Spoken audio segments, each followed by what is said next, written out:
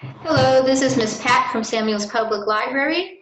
In Science Scouts today, we're going to be learning about simple machines. Specifically, we're going to be learning how to make a catapult.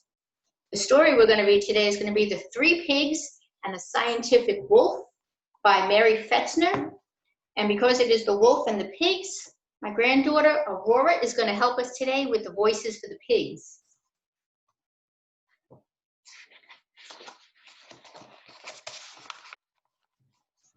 Okay.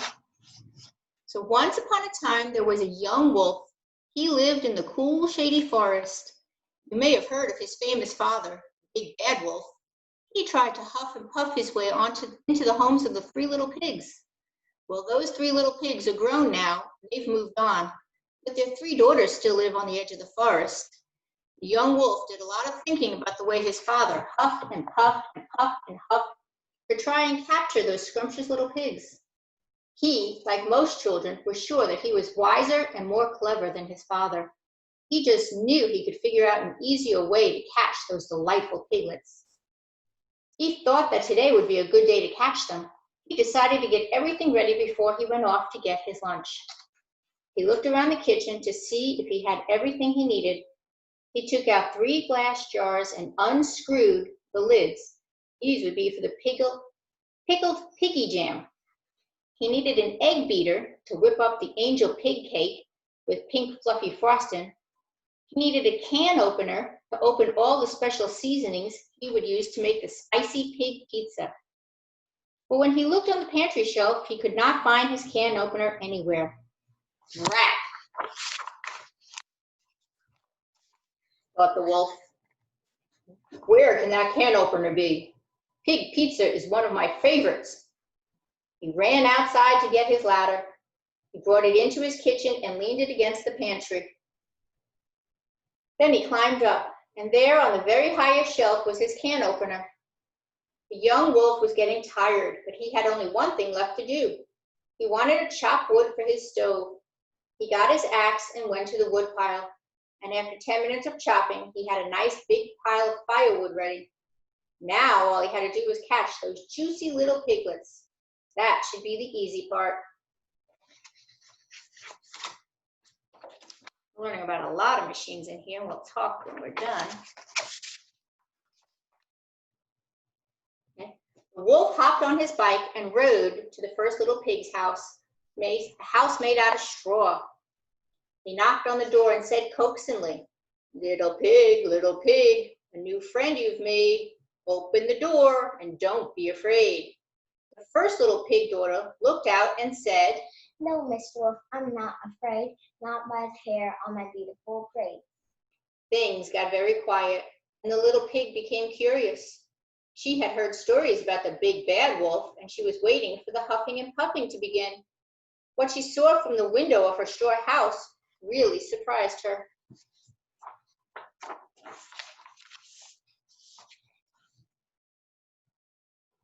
The young wolf had a long rope wrapped around a smooth wheel. He had tied one end of the rope to a tree next to her house. He had pulled himself up until he was right over her roof. "Oh, he's made a pulley," thought the pig. She wandered outside and looked up at the wolf. "I wonder what will happen if I untie the rope," she wondered out loud. "Hey, don't touch that rope," yelled the wolf as he dangled in the air. Plop! The wolf landed with a loud thud.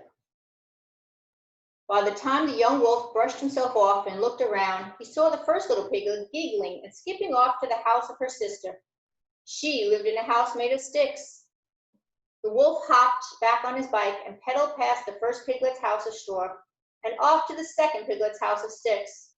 Oh well, he thought, now I can have 2 little piglets to eat instead of 1.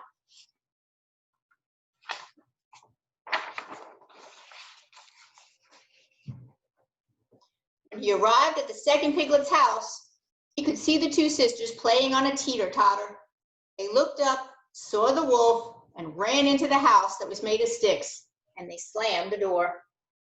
The wolf ran to the door, knocked softly, and said in a sweet and gentle voice, little pigs, a new friend you've made.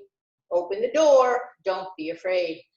The pigs answered, No, Mr. Wolf, we're not afraid, not by the hair on our beautiful braid. So they're not going to believe him.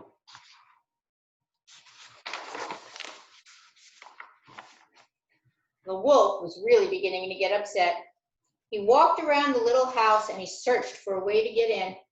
He looked up at the roof. It didn't look very sturdy at all. I bet I could get in through the roof and surprise them, he thought.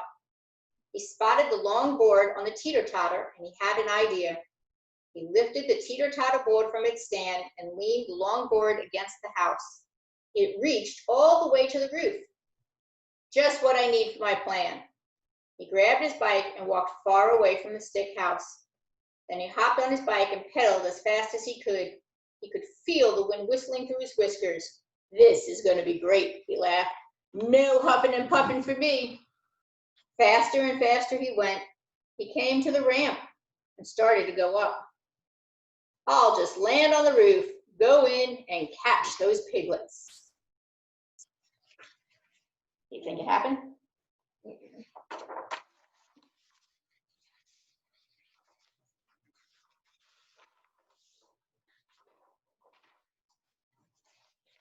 The wolf traveled up the ramp, but instead of landing on the roof, he sailed right over the top, and he landed in a heap on the ground. The little pig sisters were doubling up laughing at the foolish wolf. They thought it was so funny, they decided to go tell their sister all about it. She lived in a house made of bricks. The little piglets skipped all the way to their sister's red brick cottage. They told her all about the funny wolf and all his tricks. Now this third sister was the wisest of the three, and she thought the wolf would soon be coming to her house. She locked all the windows and doors and settled down with her sisters to wait.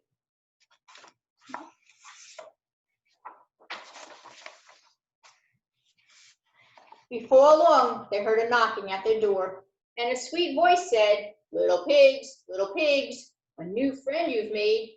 Open your door and don't be afraid. The little piglets looked at each other and replied, No, Mr. Wolf, we're not afraid, not by the hair on our beautiful braid. The wolf was furious by now. He set right to work. He found a big crowbar in the shed by the third little pig's house, and he ran to a window to try and pry it open. He pried and he pried, but the clever little pig had built her house so well that the window didn't budge an inch. The wolf stomped his feet, and he pounded his fists, and he threw a real temper tantrum. The pounding and stomping loosened the crowbar, and it landed right on the wolf's paw. Ouch! I have to think of a way to get these three delicious pigs, he said. As he walked around the solid little brick house looking for a way in, an idea popped into his head. He ran home to find his corkscrew jack. He was very excited because he was sure he had finally thought of a way to outsmart those tasty little piggies. The three sisters watched out the window as the wolf lugged a strange-looking contraption to the house. What is he doing now, they wondered.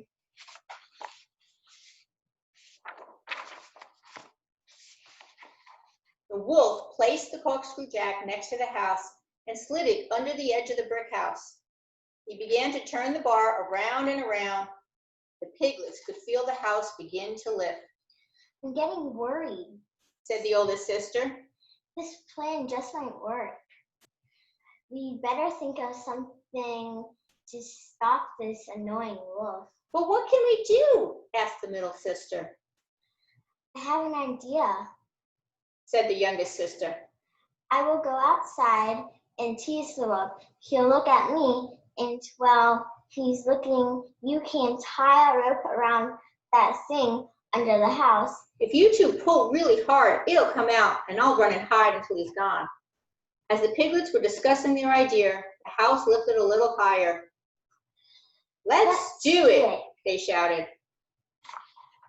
The youngest piglet quietly opened the door and tiptoed outside. She went around the side of the house to a nearby tree. She peeked out and said, Oh, Mr. Wolf, what are you doing to our house? Why go to all that trouble when I am right here?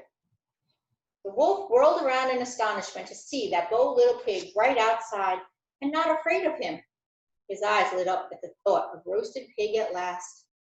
As he was looking at the youngest piglet and planning his lunch menu, the other two sisters were busy with their part of the plan. They attached the rope and pulled, and with a jerk, the corkscrew jack came out from under the brick house, and the brick house landed right on the wolf's tail. Yow! Cartoons, right? Mm-hmm. This was all the poor wolf could take.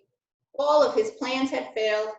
He had fallen from a tree, sailed over a roof, had a crowbar land on his paw, and now this. Gently, he removed his poor smashed tail from under the edge of the brick house, and he limped back towards his own. He was doing a lot of thinking as he limped along. Huffing and puffing hadn't worked, and simple machines hadn't worked. Maybe wolves weren't supposed to eat pigs after all. He would just forget about those pigs. Who needed them anyway? He would become a vegetarian. Okay, so in here, I know they called him the scientific wolf, but they did a lot of things with simple machines. So I want to talk to you about what simple machines are.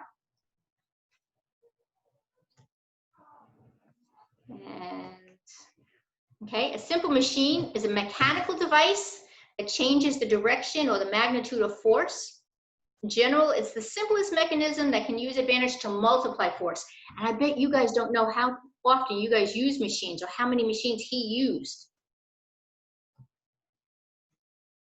Right, so pulley, you can pull on something and it'll pick something up on the other end. A lever, you stick something underneath and you can push on one side and pick up the thing on the other side. So he was doing that twice. Remember the crowbar and the corkscrew jack? And this is what we're going to be doing today. We're going to be making a catapult. So we're going to put something on one side and we're going to push on the other side. Every time you guys get on a bike or in a car, there's a wheel and axle. That's a simple machine. So he kept riding his bike. He was using a machine. The wedge, when he was chopping up wood, did you know that an axe is a tool? Right? Because it's a lot easier to put an axe with a wedge to chop up wood than to use your hand. That would hurt. Mm-hmm. Okay, so it's like in karate. Yeah, but you can put a lot more force behind an axe than you can behind your hand. The inclined plane, every time you get on a seesaw or a ramp, right? And then a screw. Every time you guys open up a jar, think about it. Every time you guys, jar lids are just screws. They screw on or they screw off. That's a machine. Okay, you have to exert some force to get it open. Sometimes you might hear people banging those things on the counters. Okay, so those are simple machines. Okay, they make our life easier. So we're going to be making a catapult today, and that's using stored energy to hurl a projectile, or in today's case, a marshmallow, without using an explosive. So obviously with explosives, things go boom and they go all over the place. We don't need explosives to make these things go. But we also don't need to throw. Okay, we won't really have to put a lot of energy into this at all when we do this. Okay, so we're going to get our supplies. Okay, so I have the kits, which if you guys come into Samuel's Public Library and you ask for the STEM kit for the catapult or for the lever, okay, you're going to get a lot of popsicle sticks. So actually you'll get more than what I have here. You'll get a couple of colored ones. What I'm going to tell you guys to do is take as many of these ones as you want. All right, I forget how many are in there. Right now I have 5. But what you're going to do is in between the bottom 2, put one of your colored sticks. Okay, so it's going to kind of look like this. And then take a rubber band and tie it around the ends. Tie it around both ends. Okay, that'll keep them together. Now the more sticks that you use in your pile, the further your catapult might go. But if you want to start with 5 like I have, you can start with 5, see how far it goes, and then add more to it as you want to. Now in your kit you're also going to have a plastic spoon. So take your plastic spoon and your other colored stick. Use a rubber band and rubber band the two of them together. Put a spoon on top of the stick, okay, so that the stick sticks out a little bit. And rubber band the spoon to the stick.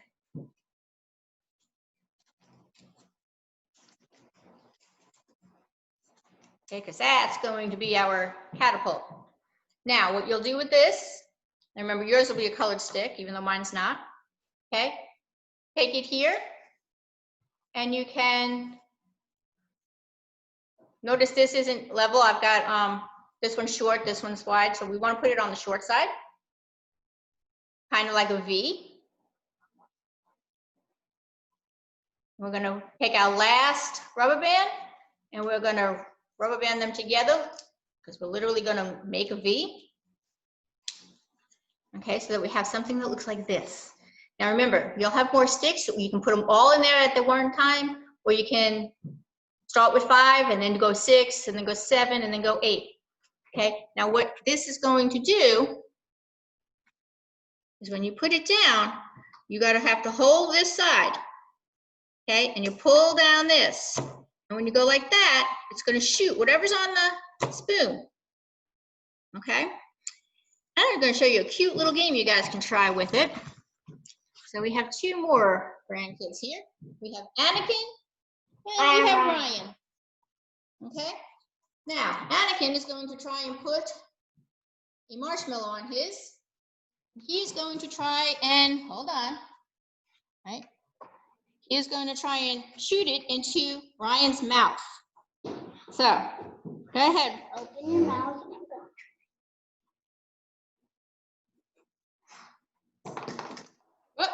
And it went right back down towards him. So his might not be high enough. So, Ryan, would you like to try? Sure. Anakin, my turn. Pull back down. Whoop. And that one didn't go there either. All right. Can I try again? So I do want to make sure that you guys are seeing what we're doing. So we have the rubber band here, right? And they're going like this. Now ours are going straight up. Okay, remember, and I got to hold this side, otherwise it's not going to work. Okay, so let's see if I can aim it towards you guys. And you saw it go back up, and it went right over the computer. So you guys can have some fun with this. We're going to give you a marshmallow. We're going to give you a bead. We're going to give you a couple of different things you can put on there. You can put cereal on there.